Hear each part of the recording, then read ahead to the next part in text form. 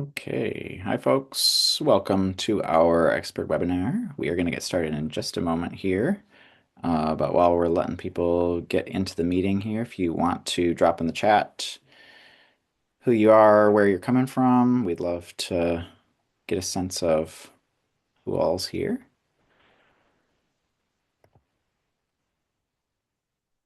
Just got a few people getting connected here.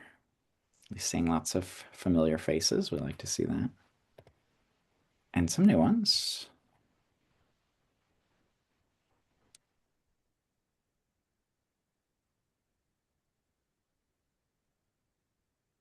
Okay, looks like everybody is in the room who's been trying to get in, so I think we can kick it off here.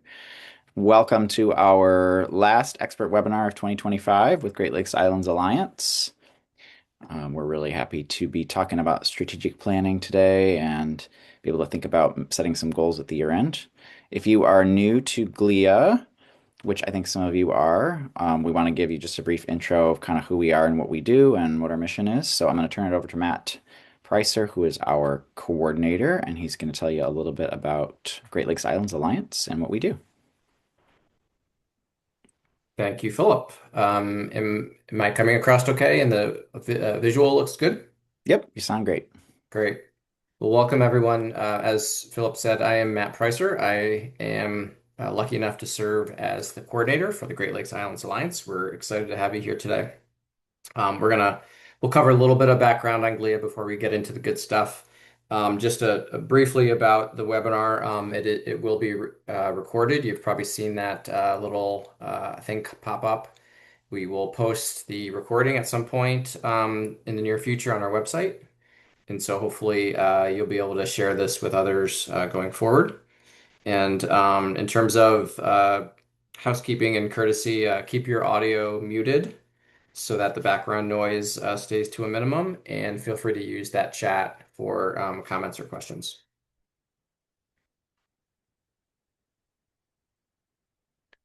So here's the brief outline of what we're going to do today. I will keep this under 10 minutes, and then we will jump right into our speakers.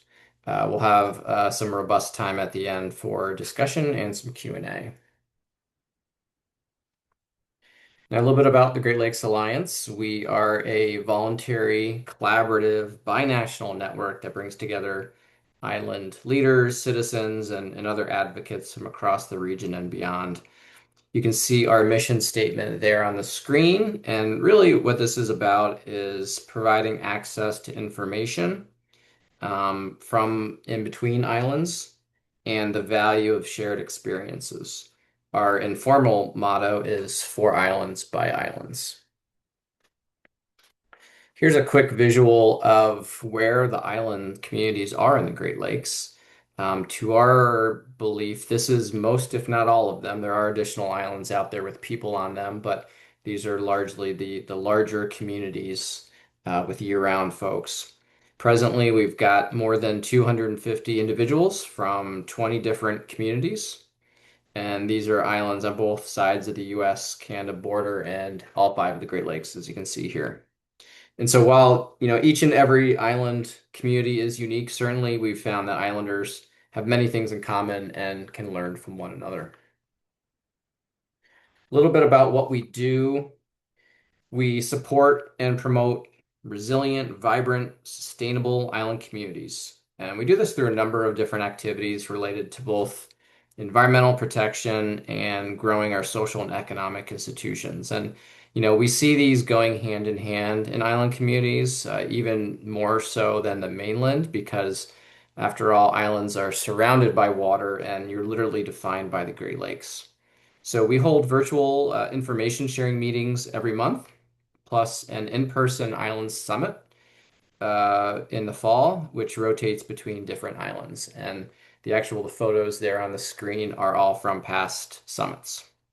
Today's webinar is an example of our efforts to connect islanders with leading subject matter experts and decision makers from the region and beyond. And in fact, this topic today was a significant discussion topic at our last island summit, which was just this past September on Beaver Island. and we're excited to dive into some strategic planning discussion with our speakers. I'll turn it over to Philip to introduce them and to get underway. Awesome. Thanks, Matt. Well, we're really happy to have Steve Wermuth and Lisa Brush with us today. Usually, when we do these webinars, we bring in an outside expert from somewhere else. But for this topic, we actually had folks within GLIA itself who are experts on this topic. So we're really excited to have Lisa Brush. She's with the Stewardship Network, which is our fiscal sponsor, and has been a huge, huge ally and just an amazing relationship with them, which I won't go into right now. And we have Steve Wermuth, who's coming to us from Kelleys Island. He's on our steering committee and is a great leader and has lots of experience in a variety of sectors in strategic planning. So I'm going to turn it over to Steve and Lisa, and I'm going to share my screen here so you can see our slides and take it away. You're muted, Steve. Thanks, Philip. Good afternoon, everybody. Like Philip said, I'm Steve Wermuth. Live on Kelleys Island with my wife. We actually, for a number of years, had Crooked Tree Vineyard, which was our fun for a while. And then now that we have 5 grandkids, we decided that we needed to focus in on that. As Philip said, probably over 40 years in some form of healthcare administration. For about 15 years, I did strategic planning for post-acute care providers, behavioral health care providers, hospitals, that type of thing. So I want to share some of that today. And Lisa, I'll turn it over to you. Yeah, great. So wonderful to be here with you all today and happy to talk about strategic planning. And I've done strategic planning. So and the Stewardship Network is kind of loosely categorized as an environmental nonprofit. So I have done strategic planning all across from relatively small nonprofits to larger nonprofits to community engagement nonprofits to in my own community pro bono strategic planning with different groups. One of the things that I say in that setting is like, I care about all these issues and I happen to be working on environmental issues, but I care a lot about housing and income equality and all those kinds of things. So I do a lot of pro bono work in our community for that. So happy to be talking with you all today. Steve's going to run us through some stuff and I'll provide color commentary and also encourage you all to drop your comments or questions or anything that as they come up in the chat, and we'll keep track of them and I can kind of interject those as Steve is moving along. Okay, Philip. So here's our agenda today. We're going to talk a little bit briefly about the value of strategic planning, really kind of get into some of the process of the strategic planning process, and then who should be involved in that process. And then really when you get done, understanding that this isn't a document that once you get it done, your strategic plan, I've seen this happen too often in my career where people are like, okay, we got it done, and they shove it in a drawer, and then a couple of years later or 5 years later, they're going, where's that strategic plan?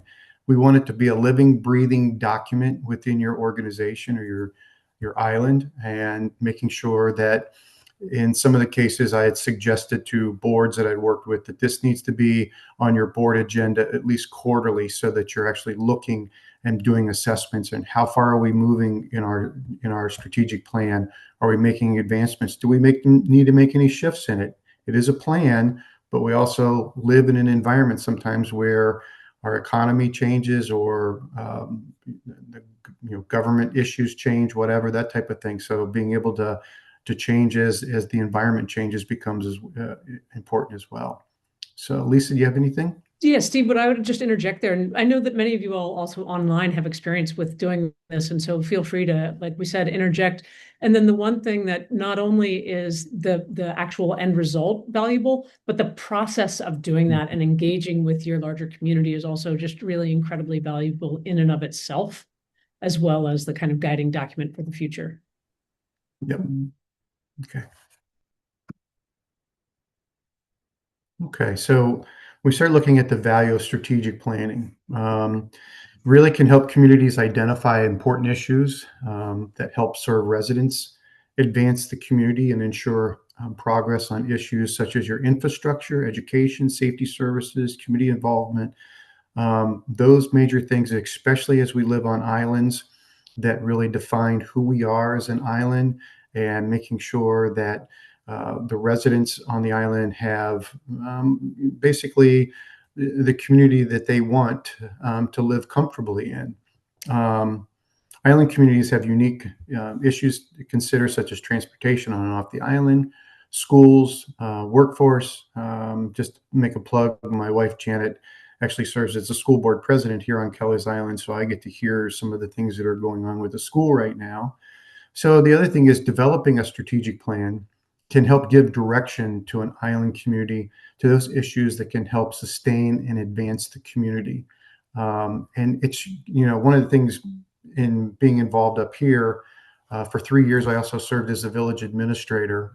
You really look at what are those issues that help to, as we talked about earlier, define what the island does, who it is, how much is for what we call the islanders, and also then your visitors during the summer months or whatever that works out for you guys. So those things are really important to try to look at, and then tries to develop that value of strategic planning. And like Lisa said, it's, the other important thing, we'll get into some more detail on this and everything, is this isn't just like the village council or, the leadership just getting together. This is about people in the community also being involved in this process too. People have opinions, feedback, that type of thing. It's important to get that and to move forward. That way you can move forward as a community. And people, the other thing I've noticed is when people are involved in the strategic planning process, they take ownership of it. So when they take ownership of it, then you don't have to worry about who's going to do this or who's going to do that. People will step up to the plate and start taking ownership of different aspects of the strategic plan. Lisa? Yeah, and just the only thing I was going to add, the exact same thing, in that it's also a really nice transparency, because oftentimes people don't quite understand how a community works and what opportunities there are for them to be involved in it. So this provides that in a really wonderful way. Yep. Okay. So the strategic planning process, this is the process that I have used for a number of years, keeping it relatively simple. Engagement, in my opinion, has been the most important thing. We start out with an Oracle event. I'll explain that in a couple of minutes. The other thing is identifying 5 to 7 issue areas that are important. That Oracle event can help you identify what those 5 to 7 issue areas are. And then developing a goal statement for each issue area, objectives to meet the goal statement, and you develop action steps, timelines, success indicators for each objective. In some cases, and I'll show you this a little bit later, that in some cases, some of the strategic plans also have a column that will say who's taking leadership over this issue or this action step to make sure that things do move forward.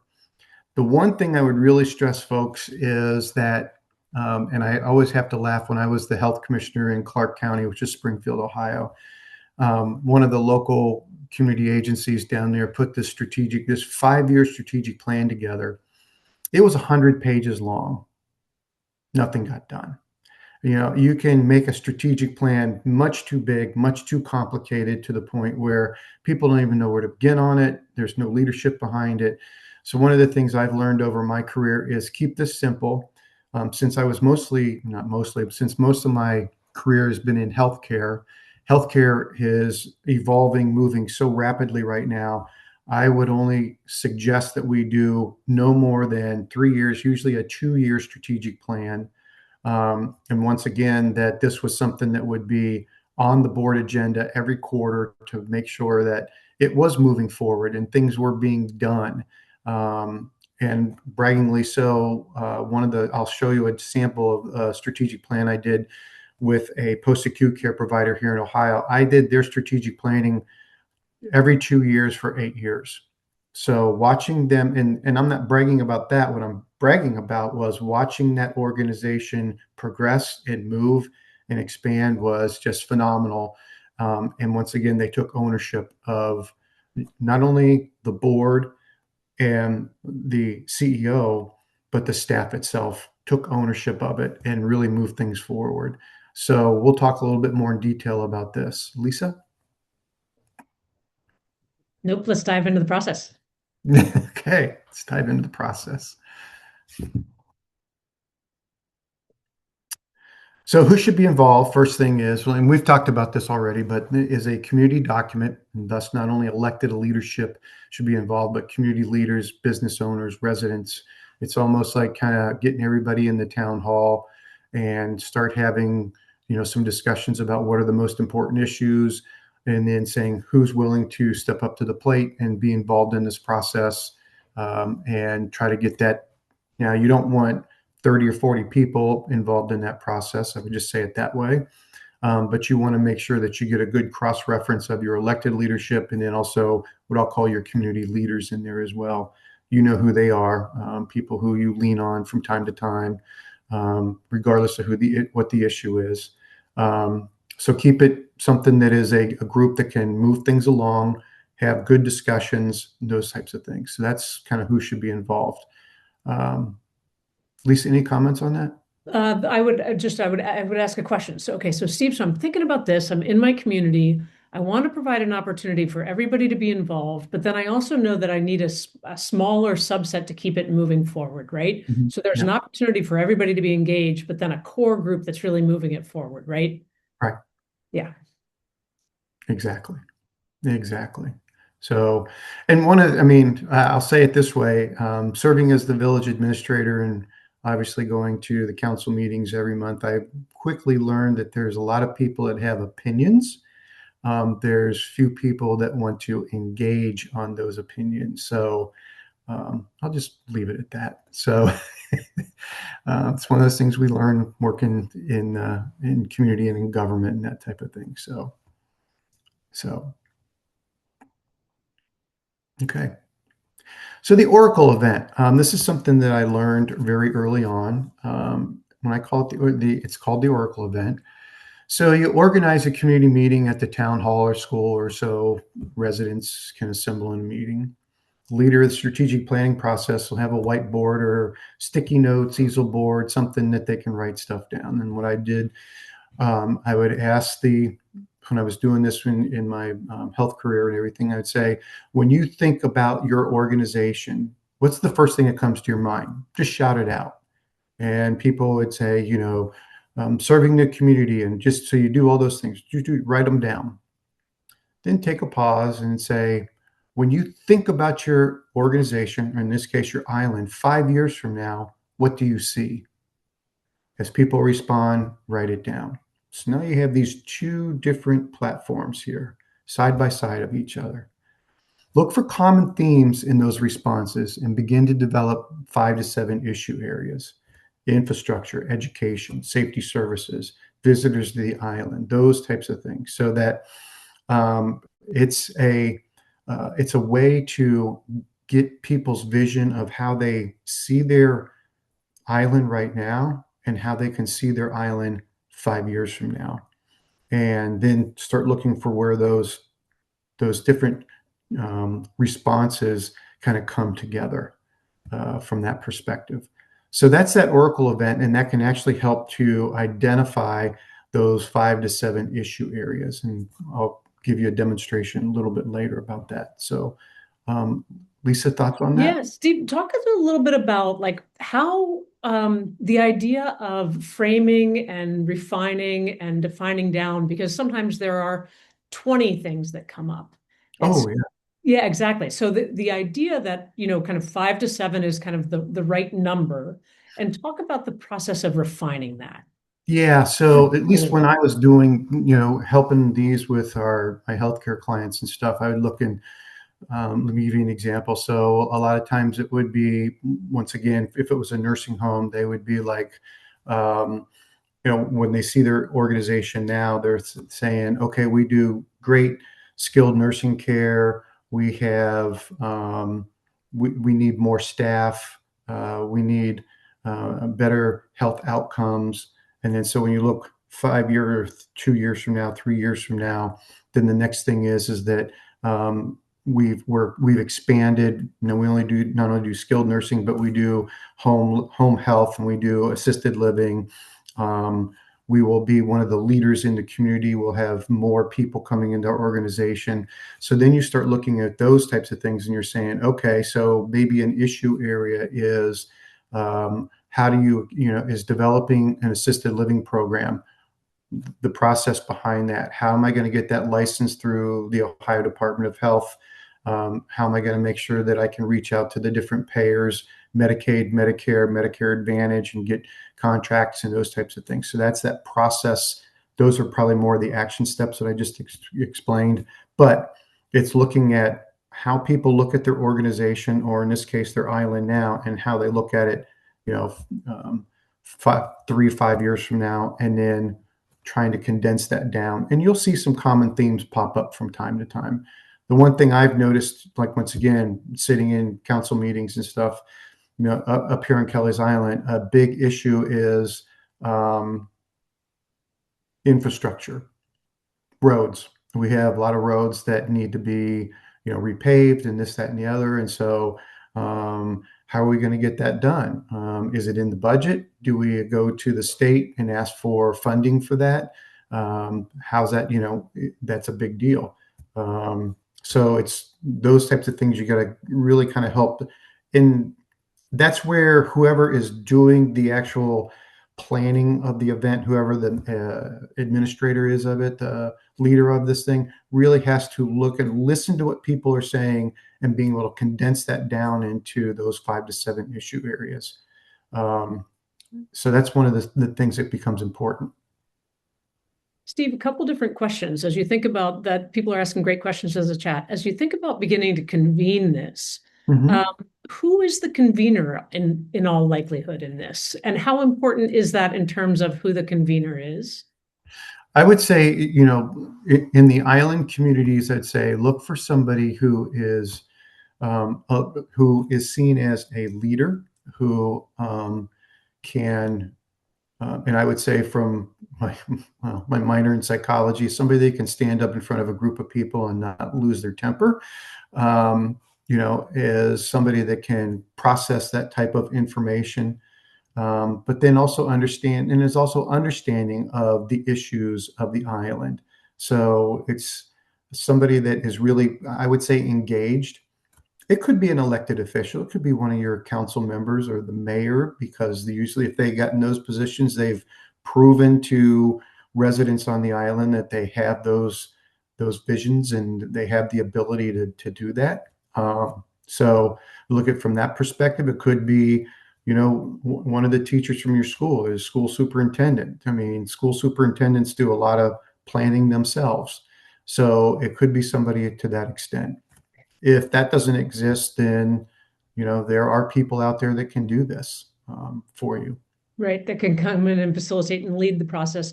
And then is it typically the island government and elected officials? Would it be a chamber? Would it be, what do you think in terms of who's the body behind this? Well, in my opinion, that's a great question, Lisa. In my opinion, understanding that in most island communities, it's pretty small. I would think that it would be the elected, the village council behind this. It could be a joint effort between the chamber and the council as well, working together. But the last thing you want, not the last thing, but I could see a negative thing that would happen is develop a strategic plan that the village council says, we're not going to do anything with that. That doesn't fit within what we're thinking about. So somehow making sure that those two worlds collide with each other. Yeah, so that's great. That's a great question that Monica asks too. Then does the government actually approve the plan, or take the lead in leading the plan document? And so kind of, have you had experience in kind of how do you integrate that process of, like, as you say, kind of one of the worst case scenarios would be, the community event does this and the council's not bought into it. Yeah. So in my health career, when we got done with it, now in the event there, that included board members. Like I said, it included board members, the CEO and the chief leadership. But when they got done with the actual process and everything, the board adopted it. The board, Yeah. adopted it. I would think that this would be something in my mind, like if I was doing this on Kelleys Island, um, we would be getting done with that process and then presenting it to council and asking council to adopt it, and take leadership from it, going forward. That's great. That's incredibly helpful. And then one other question, then let's keep going on the process. Mhm. How is this kind of thing different from, say, a community's master plan? Might not be any different from a community's master plan, and they could actually use the master plan to actually start. The thing with the master plan is that becomes, the master plans I've seen from communities, and this is my old public health commissioner, can be not very defined, very global in nature, and not really defined in who's going to do what to get this accomplished. So even if you take the master plan and kind of engage it into this process and try to define down who's going to do what are the action steps, what are the timelines to get things done, what are the indicators for success? You could use the master plan as a boilerplate to start that process. That's great. And then the one other clarifying question that I'll ask is I often think of master plans as a little bit more purely land use focused. And I don't know, folks chime in with whether or not you actually think that's true or not. But I've also seen that. And I think that one of the things that we're kind of thinking about here is this is a much larger holistic community piece too. Yes. Yeah. Yeah. Okay. All right. So once the 5 to 7 issue areas are developed and agreed upon, begin developing goal statements for each issue area. A goal statement is a broad statement that gives direction to the outcome and be met for the issue area.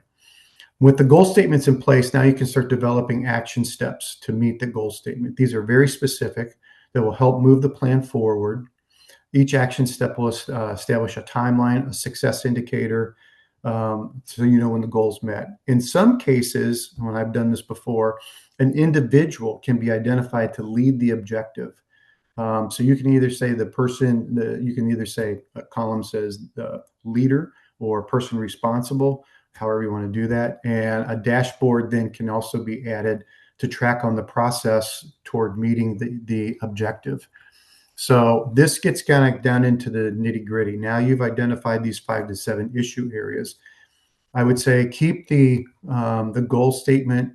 While you have the goal statement, once you get the action steps, I would say that when you're getting into that, you want to make sure that you have probably in that same realm. If you're looking at a 2-year process, 5 to 7 action steps might be, called objectives. I like to call them action steps so that they move action. They define action, that type of thing. And then the timeline and success indicators are pretty well defined at that point. So this is just kind of taking that broad vision and now putting it into who's going to do what, by when, and by how much, those types of things.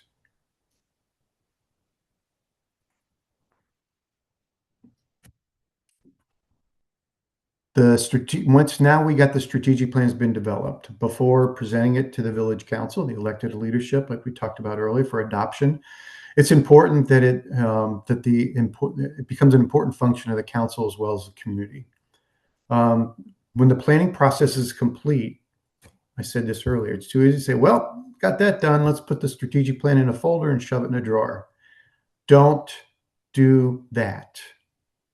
Make sure the council puts the strategic plan on a council agenda on at least a quarterly basis. Give updates as to its progress. If your island has a local newspaper, reporting a semi-annual update keeps residents informed and engaged. Making sure that this is how we keep people involved. If you have this strategic plan and you have some people that are working on it and you're making good progress, and a year into it and everything, they're going, what's going on with the plan? Well, if you're making that, information public on a regular basis, and people say, oh, look how the plan's moving. Look at this moving forward, those types of things. Once again, keeping people engaged at the different levels. They might not be involved directly in the planning process, but they might have been in that group that went through the Oracle event and everything very early on and said, well, hey, we gave them feedback and everything. Have they done anything about it? So make sure that you're keeping it out there in front of people where they can see it and they can see that progress is being made from not only a village council or chamber perspective, but also for the betterment of the island and the community itself. And I just saw something pop up about data. Data is so important. When you start looking at, from a healthcare perspective or anything, we would actually start looking at some of the data reports on where they were doing well, where they weren't doing well, how are they doing from the financial planning standpoint and everything, from an island, from a community perspective, the data that how many people do we have living on the island on a year-round basis? What's that look like over the last 3 to 5 years? How many people do we have visiting the island during the summer months? We look at that on Kelleys Island a lot. How many people are here from June until October? What does that mean to our infrastructure? What does that mean to our businesses? All that type of stuff. So you cannot, in my opinion, you can't get enough data in front of you as you're going through this process, because that data is also a driver of outcomes and also is maybe also an indicator of where some of those issue areas or goals and objectives are. So that's a great question. Yeah, it's a great question. And one of the things that I love about GLIA is that we can sometimes help provide some of that kind of for everybody. So that is one of those kinds of things that we could put together kind of a sampling of what are the kinds of questions, and I'm sure that there are some islands that are up to date with 2025 information that they have at their fingertips, and others that maybe don't. And maybe that's actually one of the first things to do in the process is to begin to develop that data, not develop it, find it. Find it. Yeah. Right. We're not developing data. We're finding it. That's called making it up. We're not making it up, exactly. And that goes to an interesting point that Bob Anderson dropped into the chat, which is if you measure the wrong thing, you kind of come up with the wrong results. And so, kind of identifying that is really important to do. Yeah. I mean, I'll give you an example when you talk about data. And this is, I'm sorry if I'm boring you guys with this, but one of the things that, because of my old village administrator role, and I'm also a volunteer fireman and I do EMS up here. So one of the things in our fire department, we have a water tower here on the island, pulling water off the lake, going through the water process, and then have the water tower. Water tower has to be replaced probably in the next few years. Problem is we have right now with all of the growth that we've had on this island last few years is that if we get on scene to a fire, we've got we can get water on a fire within about 2.5 minutes. We got enough water on our 2 engines for about 20 minutes. And then we're hooking up to the public water system. We can be on the public water system for no longer than 45 minutes. And then we got to be pulling water. By that time, we got to be pulling water out of the lake. So now the question becomes, do we go to a 4th water filter in the plant so we can produce more water? When we replace this water tower, do we go to not only 1 water tower on the southern part of the island, do we do a 2nd water tower on the northern part of the island? So just an example of, might not be data on paper, as far as like numbers and everything like that. Well, some of that is because of what we get from the water department about the production and everything. But the point is that looking at that now and then trying to make a decision 2 years from now as to whether we go with 1 or 2 water towers or another filter plant, those are all in the mix right now. How much is it going to cost? What's the livelihood of something like that? So that's, I guess my point being is that this strategic planning process doesn't happen just now. It happens all the time. and you're just constantly bringing information in as changes in your community happen, keeping them in the back of your mind, writing them down somewhere, because eventually it'll come up. So. Yeah, that's great. And to your point in that regard of keeping it a living, breathing document, Matt also asks the question about how do you keep a strategic plan current and adaptable to big, new, unforeseen things? And I think one of the ways you do that is by having it be a living, breathing document. And so that Yes. if you need to pivot, and then all of a sudden there is, as Matt says, the pandemic, like that's a big pivot. And so all of a sudden the focus is going to be different. And the focus is going to be on, I remember all of us here 5 years ago, we were asking, do we want the tourists? Do we want our tourists? We want our tourists. Do we not? What do we, how do we think about that? And yeah. In May, everybody wants tourists, and by August, they all want them to go home, type of thing. So that's how that kind of works. But to that point, Lisa, one of the things that with one of the post-acute care providers I worked with, one of their goals was to expand from skilled nursing to assisted living to independent living, those types of things. About 3 years ago, and I'm sorry, I'm boring you with healthcare stuff, but that's all I know. So we also started learning that most older adults do not want to go to a nursing home. They want to stay at home as long as possible in an environment that's healthy and safe for them. So what this organization did, it completely shifted its goals and objectives under that advancing assisted living, independent living, and went back to not what I'm going to call home health, but home care. How can, and when you look at home care, it's really wrapped around the social determinants of health, food, transportation, that type of thing. They shifted that whole thing that way. It has been a huge success for them, because what happens when an older adult's at home for as long as they can be, and they actually need to go to a nursing home, guess where they're going to go? They're going to go to that nursing home that was serving them at home. So just an example of, we had a strategic plan, but now we've assessed our environment and everything, and we had to make changes to it. So that's part of that living, breathing document thing. Yes, absolutely, Lisa.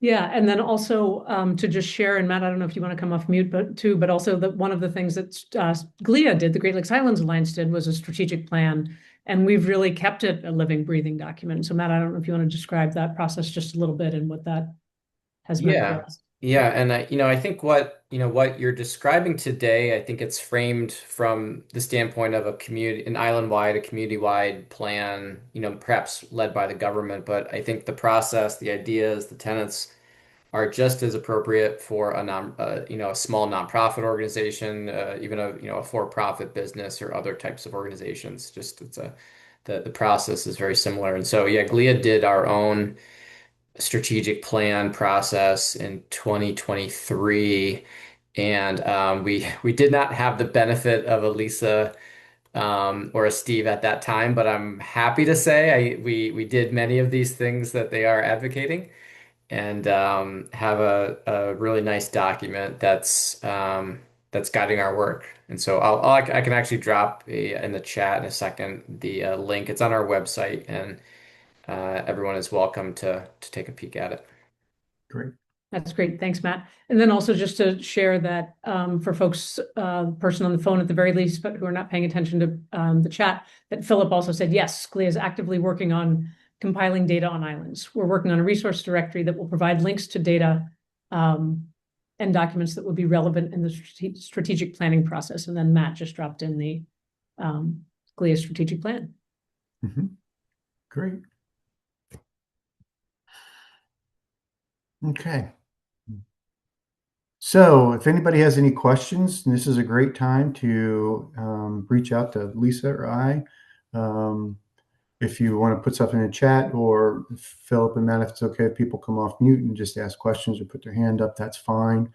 And we put both of our email addresses. So if you think of something after we're done with this event and you have a question or whatever, feel free to reach out to Lisa or myself. And one of the other things, let me see, does that attach the blank document at the end of? Yeah, and then while you're digging that up, Steve, let me also just add a little bit of more color commentary on one of the things that I'll share here in just a moment is this process also can be done fairly successfully remotely. And so that if you wanted to engage with people in a remote session, there are other ways of kind of gathering ideas and information. So this is from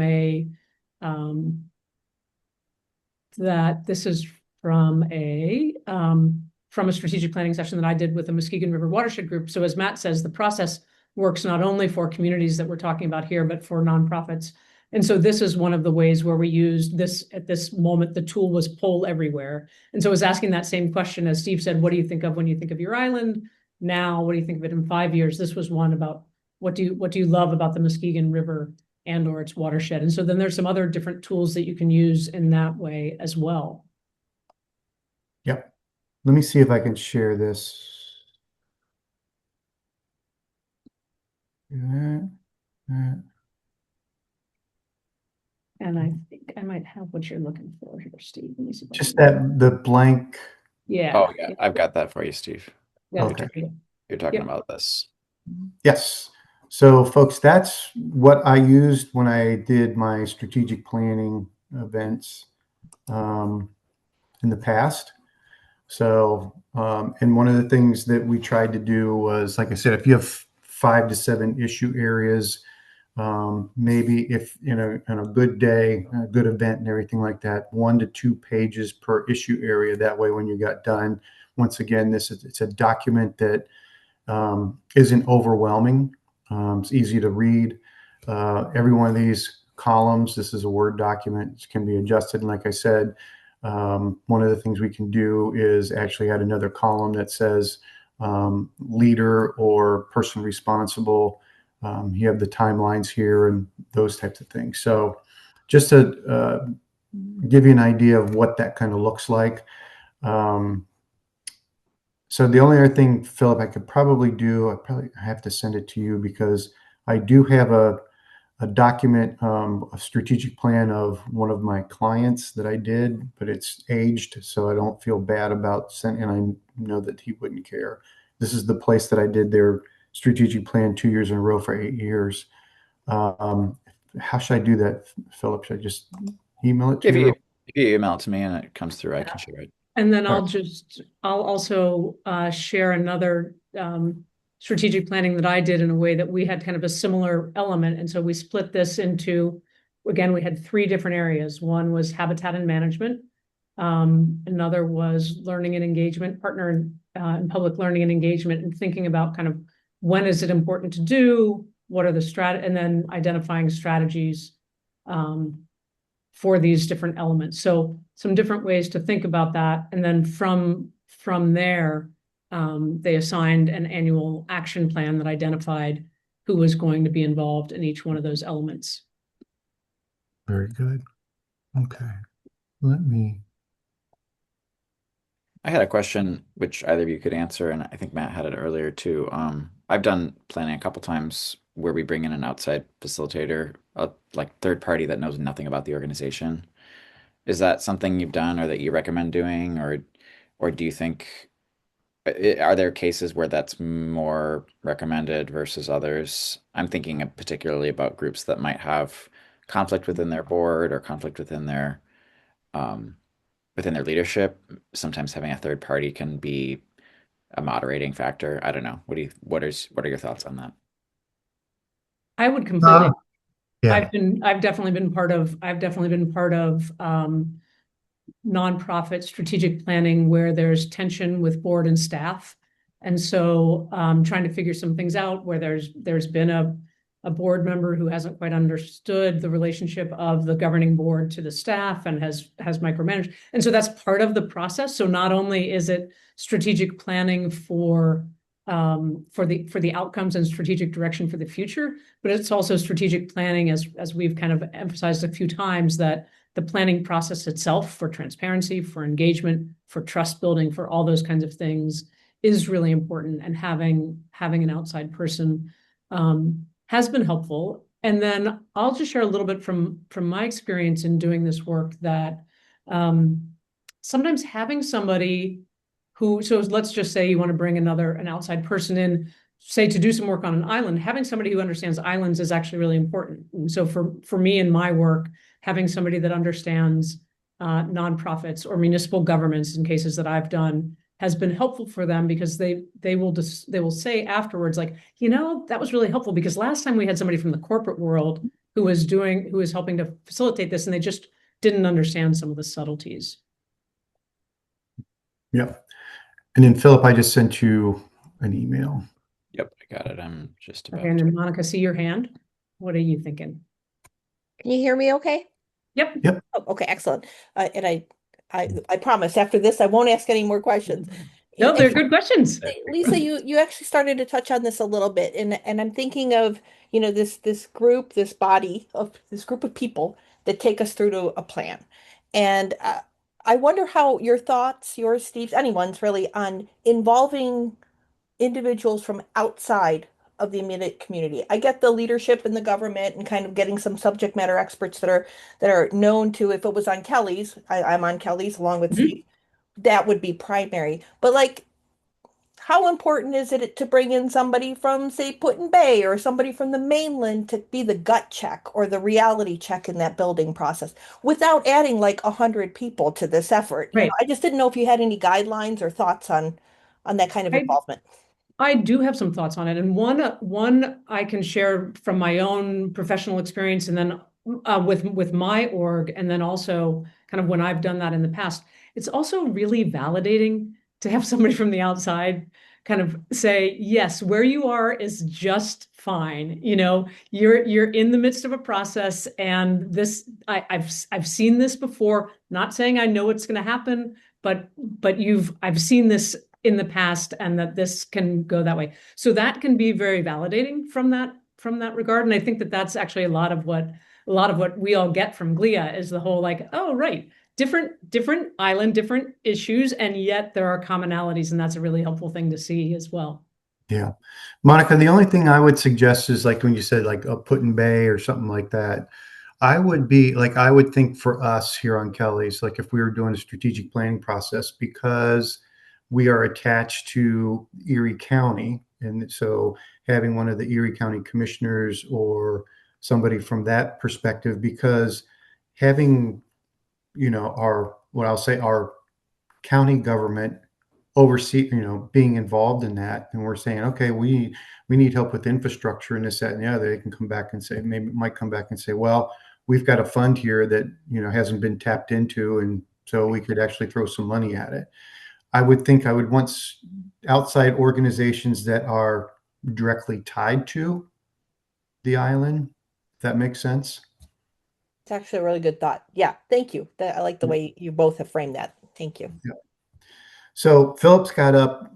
This is Shepherd of the Valley. It's a post-acute care provider in the Youngstown area. Like I said, this is what we did in 2015, 2017.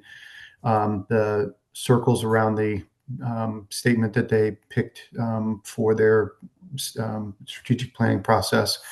These are all of the 7 issue areas: partnerships and collaboration, marketing, financial stability, technology, continuum of care, workforce, facilities.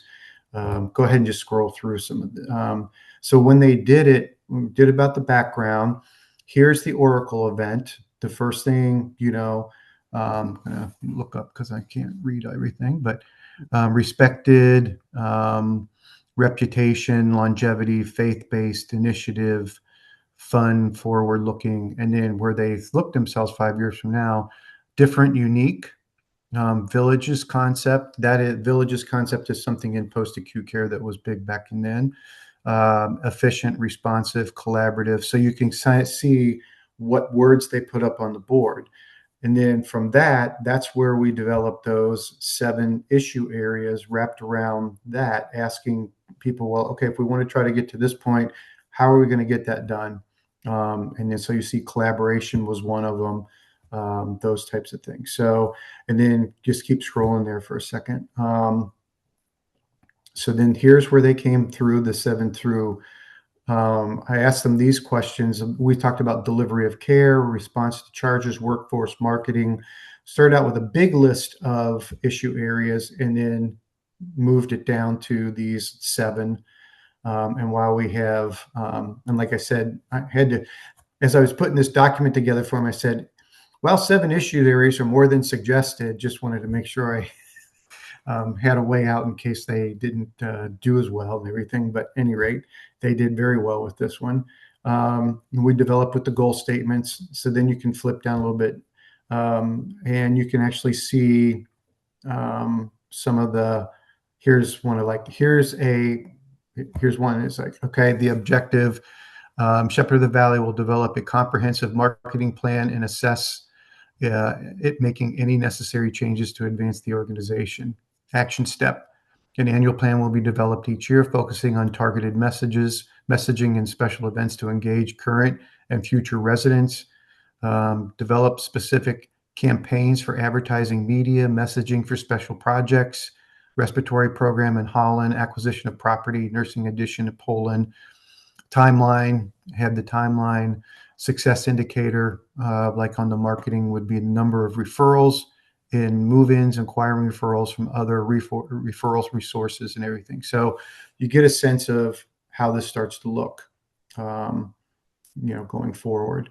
So yeah, so we did this, and then usually when I was doing these events, they were usually, I kept them to a day and a half. First one was maybe a half a day. We got there, went through some, warm up type of stuff, and then got into the Oracle event. And then by the end of the first day, made sure that we had our issue areas all defined. And then the second day was going through and doing the goal statements, objectives, action steps. Thought being at that point in time in my mind was, let people identify what they think is important, let them go home and let them think about that. And then we come back the next morning and saying, do we need to make any changes? And when you thought about this last night, are you still okay with it? Are there things that you think that we need to put on the table? Do we forget something? So that way, by doing an event like that, instead of doing everything in one day, and all of a sudden 2 days later after the event, somebody's saying, well, we never thought about this. So taking a break, doing something like that first half day, getting people starting to think in that direction, and then take a break, come back the second day, finish things up. I've seen that has been a valuable process. Steve, I think that's actually a great point, and a good one for us to touch on is just that idea of kind of how long does this process take? Yeah. And that I will say that I have done 1.5 a day with a very coherent group who really needed to get something down, but otherwise thinking of it as that kind of thing with a break. I've also been part of a process with a very large collaborative of a lot of different size and type of organizations that we've done it over a year. Yeah. And so that it's so that it really depends. And so the idea of with a single institution, with that leadership, with those folks, a day and a half is just perfect. And it might take a little bit longer with a community. Yeah. And then thinking of duration, Matt asked a question about like how long, like what are you thinking about when you think about the duration of a strategic plan? Steve, you said in the beginning with your work you would think 2 years, and as Matt said, kind of 2 to 5 years has been what he's seen. Yeah. And what I would suggest is if you're going to do like up to that 5-year point, is maybe after year 2 or as you're going into year 3, is to pull everybody back in together and say, here's what we've accomplished up to this point in time. How do you feel about where we're going? How are we heading? Do we need to make any changes? Because I just feel, when I started in healthcare 40 years ago, things moved a lot slower. Today, they move a heck of a lot faster. And so making sure that's why I kind of started limiting them to, 2, no more than 3 years, depending on what they wanted to do. And then also having that ability, because with Shepherd of the Valley, there were times where they were through year 1 of their strategic plan, and they asked me to come back, and then they did an assessment. The board did an assessment, and they said, here's where we're at and everything like that. What do you think? How are we going? First thing I asked them, I said, what do you think? It's my opinion's not important. It's where you think you're going? Or you think you're getting there? those types of things. Do we need to make any changes? Changes you think we need to make? Just having that kind of conversation along that process can help as well. Mm-hmm. And then two different comments that I have as we start to wrap up to let you all be on your way by the top of the hour for sure. But is that Caroline asked about how about involving a representative from the local economic development organization like the Ottawa County Improvement Corp. Definitely having those having that kind of diversity of folks there is really important. And then Lori, when I mentioned the conflict and you said, are we the only, no, we're not the only ones. One of the things that I also think, to Steve's point in the very beginning, in terms of having somebody who can facilitate, who's not going to get mad, but is also who can navigate conflict well. And so conflict will come up. I mean, it's bound to come up with, even just in deciding your 3 to 5, 5 plus or minus 2 areas that you're going to focus on, there will be conflict. And one of the things that I often say in that narrowing process is, right, we've identified 20. This is a process. We'll continue to do this. And so if right now as we prioritize, we're saying we're not going to talk about ferries at this exact moment, that doesn't mean that we're not going to do that we're not going to do that we will get to that. And so we're driving towards action so that we're not overwhelmed by the enormity of what we've set out to do. Yeah. Let me share something with the group, and I know we're getting close on time. Let's do it. Yeah. Just real quick. So in my undergrad, I have a minor in psychology, and one of the things we had to do was take a class in effective communication. And one of the things we learned is somebody, to your point, Lisa, somebody's in a meeting and they just bluster something out, in an angry type of manner and everything. What we were taught was, so what I heard you say, and repeat word for word what that person said. 90% of the time they will say, I didn't say that. You say, oh, I'm sorry. Can you tell me what you meant and everything? And so that's one way to kind of, calm down that, that anger outburst. And I would just say that as being a registered lobbyist for 20 years in Ohio, please don't hold that against me. I did that many times in meetings with legislators when somebody that maybe I was on the other side of the aisle about on an issue. And it was true. 90% of the time they said, I didn't say that. And the legislator would look at me and just start busting out laughing. So it's a great way to try to calm that issue down, because sometimes people, when they get upset, when they get really, not so, just, angry, whatever, about something and everything, they'll say stuff and they have no idea what's coming out of their mouth. So it's a nice thing to play around with. So it's fun too. So anyway. So clearly, Steve and I could talk about this for a long time. Yep. I'm stopping. Thanks, guys. Yeah, I would like to Great to see you. Thank both of you. Your excitement for this came through. I never dreamt, you said it at the beginning, Lisa, this is part of the beauty of GLIA. From that conversation on Beaver Island, we felt the excitement. Let's bring it full circle. Thank you both for taking your time today and sharing what I can tell you're both passionate about. And I have a feeling you're both going to get some more questions. Yeah. Thank you both. Great to be with you all. Thank you.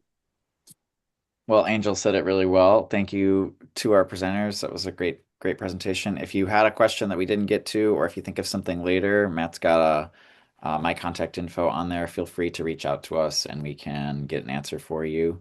Like Matt mentioned, there will be a recording. It'll be on YouTube probably within the next week. So if you follow us on YouTube, we've got a link there on the screen right now. You'll be able to see the recording.